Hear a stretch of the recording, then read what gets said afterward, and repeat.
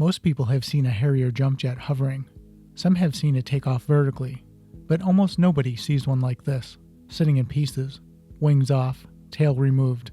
A multi-million-dollar combat jet reduced to what looks like a giant, very expensive puzzle. And the one I found?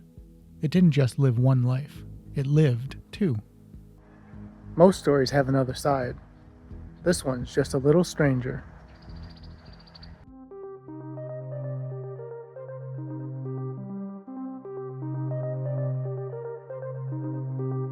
I'm Bill, and this is Buffalo Air Park. Let's dive in.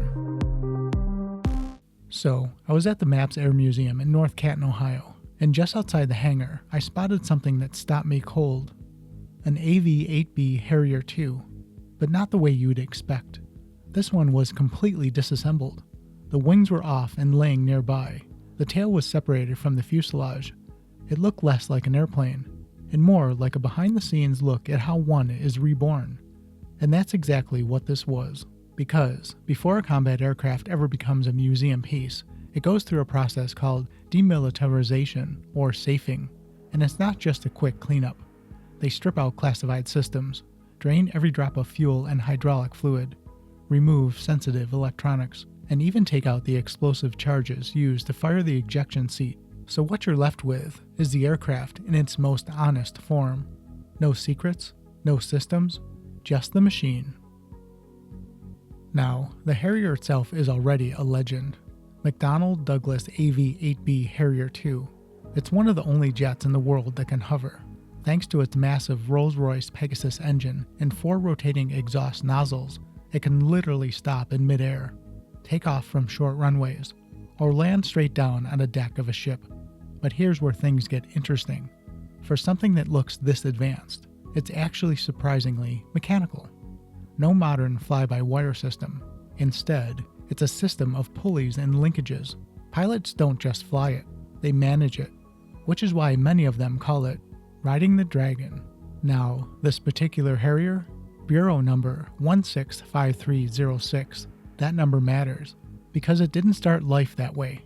Originally, it was 161581, an early 1980s day attack Harrier. No radar, no night vision, just a daytime close air support jet. The museum hasn't put out an official information card on this one yet, so I'm piecing this together from available records and what I can actually see on the aircraft itself. But in the late 1990s, the Marine Corps did something unusual. They didn't retire it, they rebuilt it, stripped it down to the bones, replaced the fuselage, upgraded the engine, and transformed it into a much more capable aircraft. New life, new capabilities, and a brand new identity. 165306. That's why the museum lists both numbers, because this airplane has 2 histories. And you can actually see the transformation in the details. Right in front of the windscreen, there's that distinctive step on the nose. That's the NAVFLIR system, a thermal camera that projects a heat image onto the pilot's HUD, so they can fly low and fast in total darkness. And that second life? It saw a lot.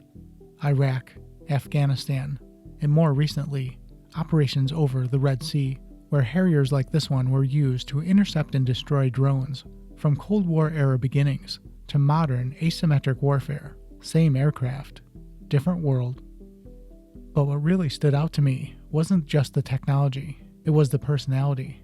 Because this jet came from the Marine Corps Squadron, VMA 231 Ace of Spades, and it still had its markings.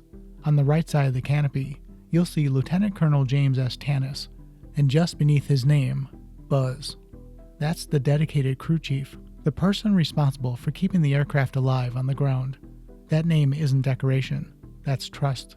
But when you walk around to the left side, where the pilot actually climbs in, you'll see Major Samuel N. Hotz, and right below his name, a red 0, with the words, "Not so." Yeah, not so Hotz. That's not in any manual. That's just Marines being Marines.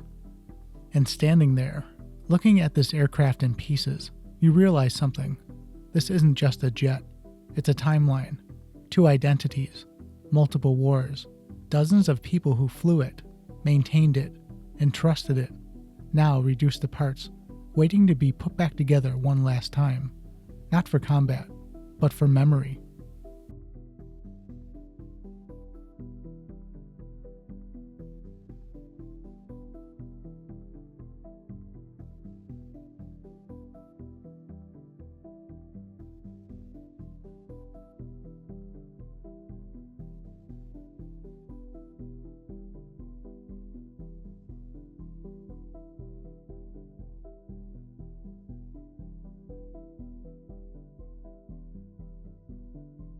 And that wraps up another tale from aviation's stranger side. Until next time, keep your eyes on the skies.